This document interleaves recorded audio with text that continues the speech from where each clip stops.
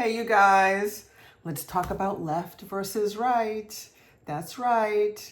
And I think this is going to be part one of a two-part video, so I can keep it relatively brief. And I think part two is going to be longer than part one. So left versus right, red versus blue, liberals versus conservatives. Yes, we're going there. And it's not what you think. So a client of mine reached out to me, after my Charlie Kirk video and in response to that, and indicated that she was having a hard time relating to the people on the other side of the aisle from her. And that, I think she actually said that she had hate in her heart for them, and that even though I mentioned in a previous video, and I'm going to keep banging this drum, that this is not a left-right situation. This is a good versus evil situation. That, of course, she feels that the people on the other side of the aisle are the evil ones, right? And that we are the good ones. And I would imagine that we all feel that way, no matter what side of the aisle we are on. And so again, this is a good versus evil battle. I'm going to talk more about that tomorrow or in the next video. And I want to remind you that left versus right, Republican versus Democrat, liberal versus conservative, they're two sides of the same coin. They're two wings of the same bird.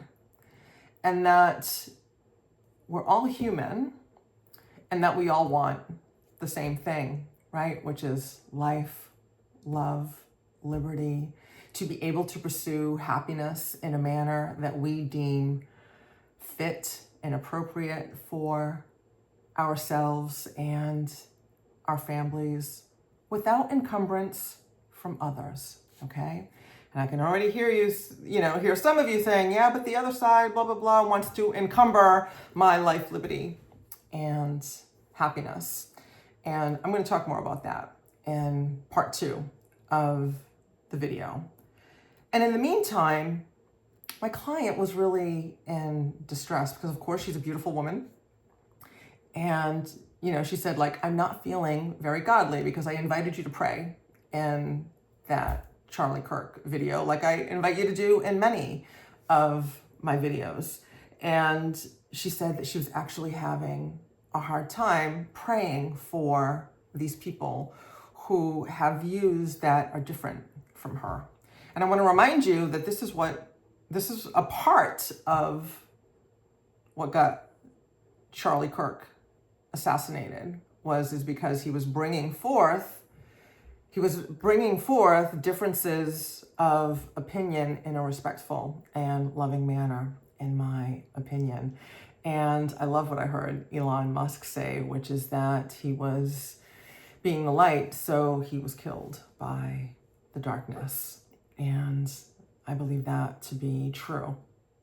And so back to the left and the right, and you might be having trouble relating to your friends, loved ones, colleagues, acquaintances that are on the other side of the aisle. I feel you, right? I feel you. I don't follow politics or the news, and I have opinions about all the things. I have very strong opinions and very deep and strong values about what I believe. And I too can see that there are people on the other side of the aisle that may not see things the way that I do. And I want to remind us all, myself included, today, that we all want the same thing.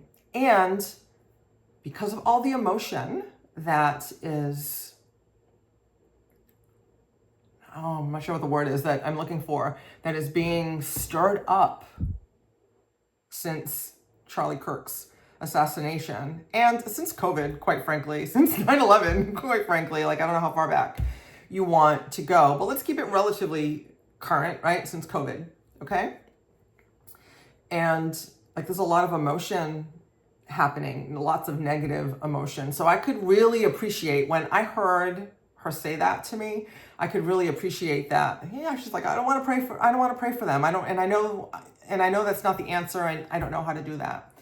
So I want to share a story with you, because I'm going to invite you to pray for them, to pray for your enemy. You know, so like years and years ago, I had this terribly bad, painful breakup. And it was so painful. And it really sent me into a dark place. And at the time I was working in corporate, and I had a coworker and friend who was a minister, and he's still a minister. And he saw how much I was suffering. He knew what I was going through. And so he invited me at that time to pray for him, right? To pray for the man that hurt me. And like my friend, like my client, like you might be thinking, I don't want to pray for them. I just want them to leave me alone, or I just want them to blah, blah, blah, whatever. Finish that sentence for you. And I don't remember what Reverend Dave said to me, but it hit home in response to my, I don't want to pray for him. But whatever he said to me hit home, and I began to pray for him on a regular basis. And my praying for him was really instrumental in my healing my own hurt and my own heart. So, as you may know, I pray regularly. I'm a huge proponent of prayer. I have a prayer list, which and a prayer that I pray for everyone on my prayer list that I have shared in previous posts. I may share it again.